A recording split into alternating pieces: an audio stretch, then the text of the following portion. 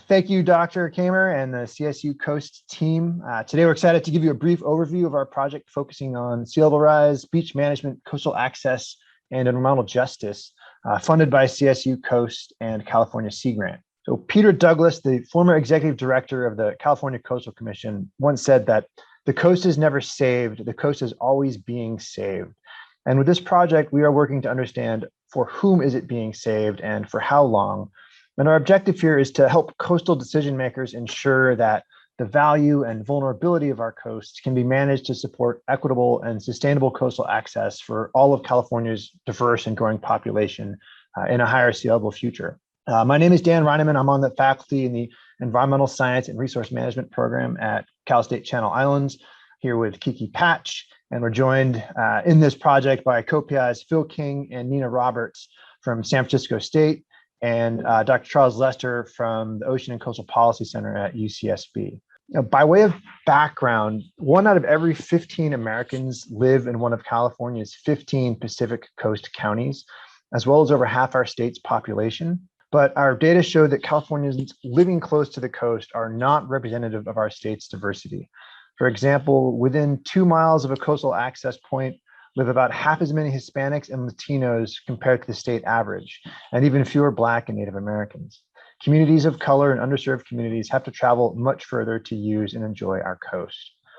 At the same time, rising sea levels are projected to completely eliminate up to 2/3 of Southern California's beaches by the end of the century, depending on how we manage those beaches. And these impacts will not be distributed evenly among California's diverse population.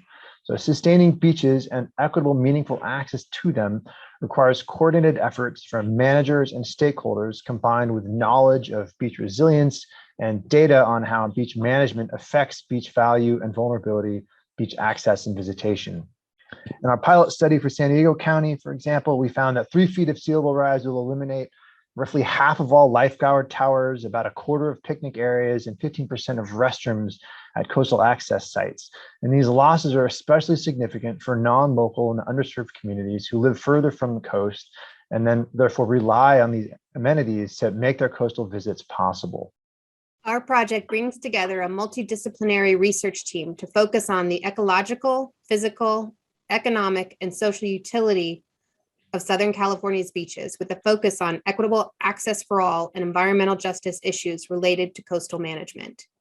This past summer, we completed the first 2 phases of data collection.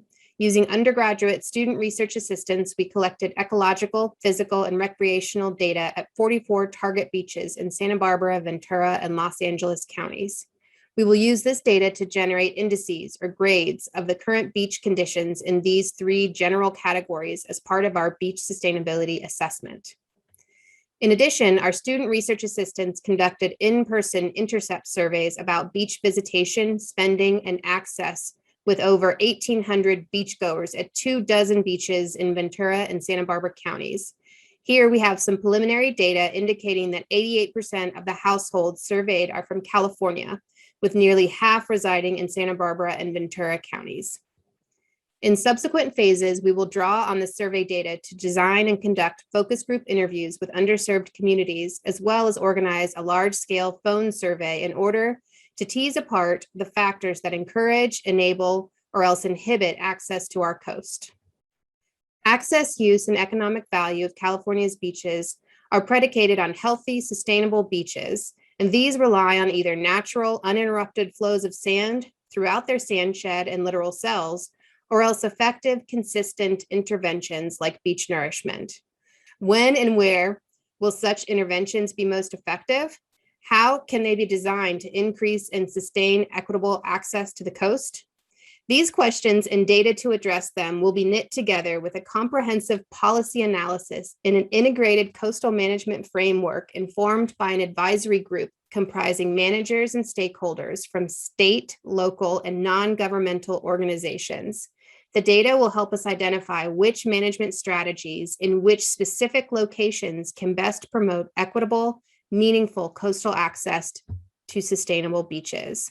And with that, we want to thank Coast and California Sea Grant for funding this work, and to all of you for your attention.